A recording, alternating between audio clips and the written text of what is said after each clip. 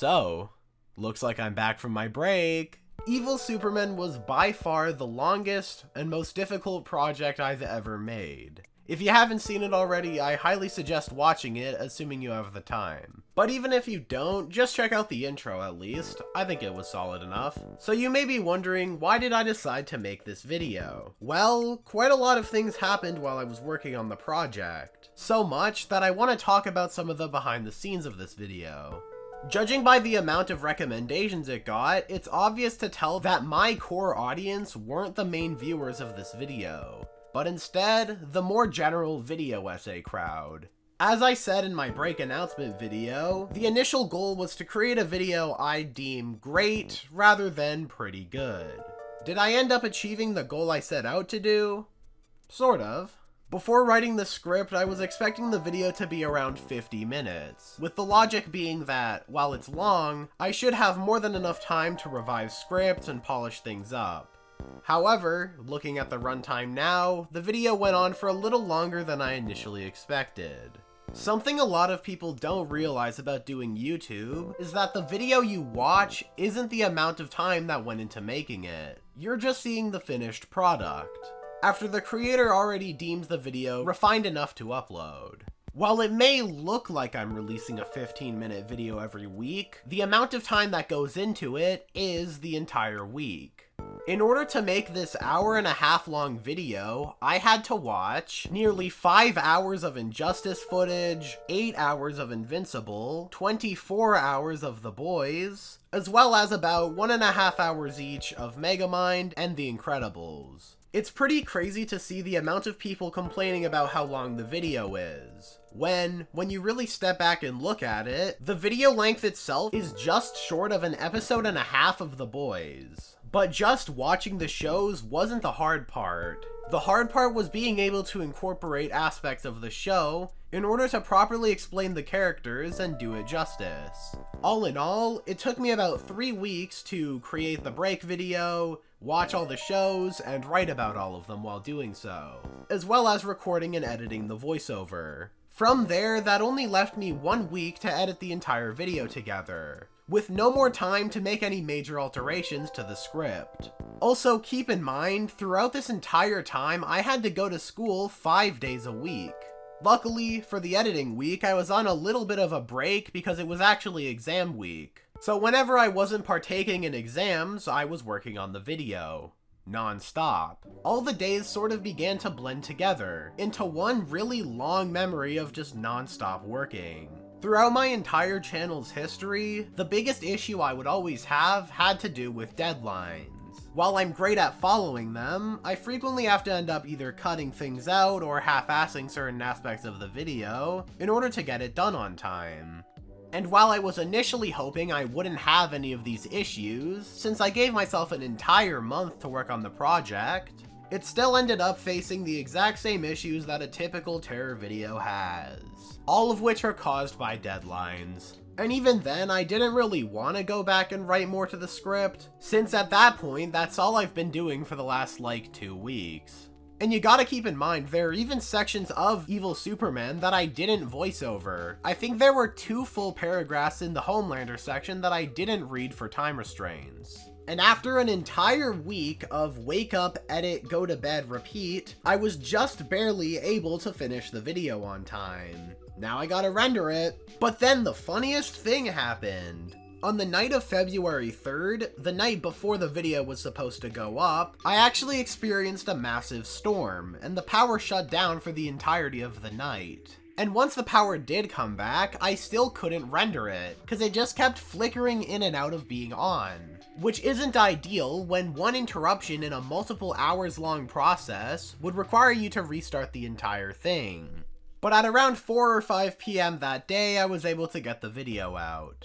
At first, the video did really poorly. In fact, it did worse than my break announcement video for the longest time. But then, about half a week after the video launched, the algorithm just really liked it because it was suggested to a lot of people. And of that, roughly 300,000 decided to click the video. A majority of those people having no idea who I am, what I usually do, and just happened to see an hour-and-a-half long video titled Evil Supermen in their recommended.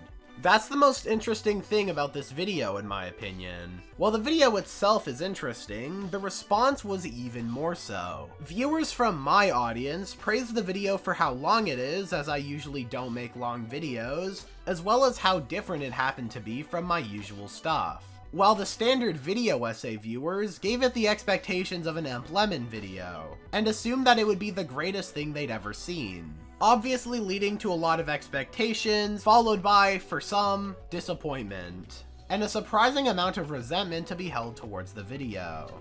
This is where we start talking about criticism. Now, I've always believed that being able to take criticism is a very important part about developing your craft as a content creator, and by all means, I'm sticking to that. But I've also noticed a very interesting pattern arising. Basically, whenever a video starts to do well, it's obviously subjected to a lot more criticism, as an audience that isn't mine is the one that's watching the video. Usually, this is a good thing, as having mistakes pointed out earlier on prevents you from making them even worse in the future. But when it comes to million view videos, you'll start to make it to the part where people start hounding on every minor flaw within the video. But with this particular video, because the audience watching it was never really mine to begin with, the criticism began rolling in immediately. Obviously, these moments of high criticism always happen when it's my very first attempt at doing something. The last time I've had criticism to this extent was when I first released What Killed PvZ. The video that was my very first foray into documentary-styled content.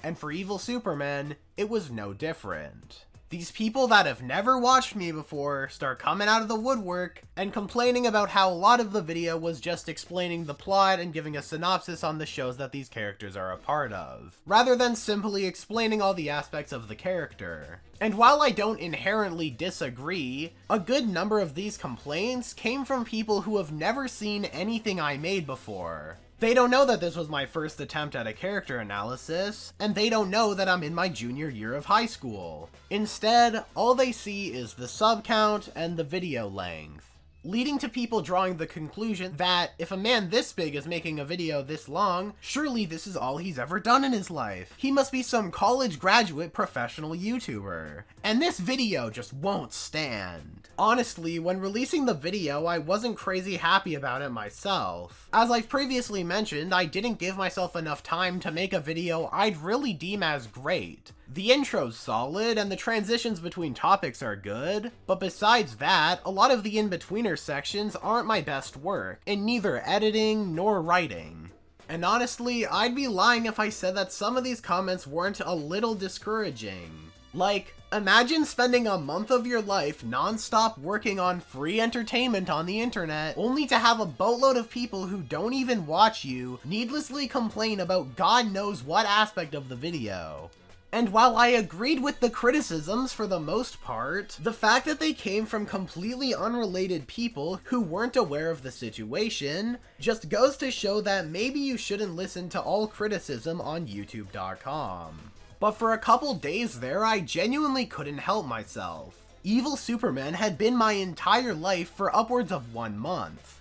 It takes 30 days to make a habit, and I needed a serious adjustment to get back to making weekly videos. Seeing the general opinion of Evil Supermen was something that was very important to me, as I spent a full month trying to make it the best project it could be, as well as it being my grand return to making YouTube videos again. And again, the reception was very positive, and I appreciate that. But I've always had the problem of taking criticism to videos a little too personally, especially when it's delivered in an anonymous comment where I can't really gauge the tone of what they're actually trying to say. For example, someone in the comments section complained about me borrowing a few points from Lemon for my video's intro, claiming that the entire 7-minute intro to the video took every single point from Lemon's sympathy for the villain. Now I'm gonna make it very obvious right here. No, it didn't! While I obviously gave the video a rewatch just because I was making a similar video, I actively made sure to avoid making similar points, unless I really had to, like the syndrome section. At its core, Emp's video about villains is about the dynamics of different types. Man versus machine, man versus man, man versus monster, student versus master, stuff like that. while my video focuses on different versions of how to turn Superman evil. Completely different topics for a completely different video. And even in the intro itself, which was apparently the most egregious part, Emp never brings up half the points I make. He never talks about Batman's villain catalog aside from Joker. He doesn't start his video with the rise of fiction. He instead chooses to start his video with a yin-yang. An interesting piece of symbolism, and one that I casually referenced when talking about a different point. Basically, aside from a couple vague similarities, they're completely different videos. Now, I get the comparisons though. I made a video essay on a similar topic he has, and I obviously tried to have a similar style as Emp. Hell, I'm using the downward spiral right now in the corner of the screen. Look at it! Look at it! In all honesty though, the only thing I genuinely stole from Emp, if you want to call it that, is yoinking some of his background music. A choice which, if you look at the bottom of the paste bin, I fully acknowledge. The rest of the comparisons to Emp I'm fine with. Emp is a YouTuber I've watched for years now, and I have a serious amount of respect for him and his work. Honestly, I don't mind the comparisons. The issue comes in when you start to accuse me of plagiarizing, which is a crime. A lot of people also referenced Sam's video in the comments section, which I think is a little funny because in the podcast I technically said I stole his video idea as a joke. But yeah, Sam's villain video actually did give me the inspiration to make this about a year ago. But if we do the same comparison, my video talks about evil versions of Superman, and his video talks about the different ways to portray a villain. Once again, the videos are obviously different. The last main criticism I want to talk about is the fact that I did so heavy of a plot synopsis. And yeah, I do agree I definitely could have cut some stuff out, if given the time. Which I didn't have. And I'm sure a big question going into people's heads is, why didn't you just delay and make sure the video's extra good? Well, when it comes to the YouTube game, it's all about quality versus quantity. And when you make one video every 3 months, even if that video's really good, you may not be uploading enough for it to really matter. The algorithm loves to promote people who upload more. And I've always subscribed to the idea that weekly uploads are the best in terms of quality videos at a decent rate. And if I missed this particular upload day of February 4th, I'd have to delay every other upload this year to fit in with my weekly schedule. So just releasing it definitely worked better for my needs. An interesting thing I noticed is that my video got thoroughly criticized for how much of the video was plot synopsis. Well, I actually inspired this style of video from Pyrocynical, another big YouTuber who does a very similar thing. Often going over entire series beat by beat, all the while adding his own little insight here and there. But after thinking it over, I think I now understand why my video wasn't received as warmly. Pyrocynical often covers very niche subjects that most of his audience hasn't even heard of.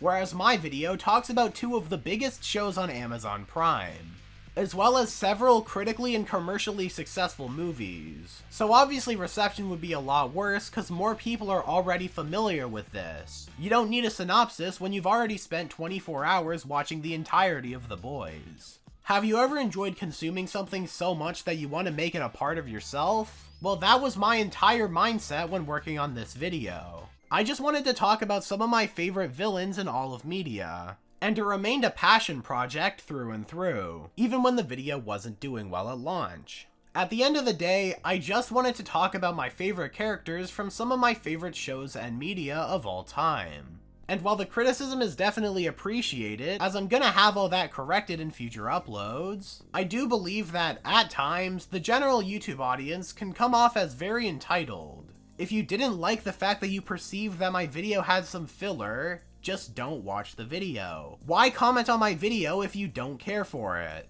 But then I thought about it further and realized people do care. People wouldn't care about the downsides of this video if they didn't see potential there in the first place. And they don't see all the other comments saying the exact same piece of criticism. At the end of the day, the only thing really wanted here is improvement. And that's entirely what I want to do. Already, I feel like if I spent a month on another project in a very similar nature, I'd be able to make a video 10 times better, all of which is just from the things I've learned while working on this video and seeing the response it had.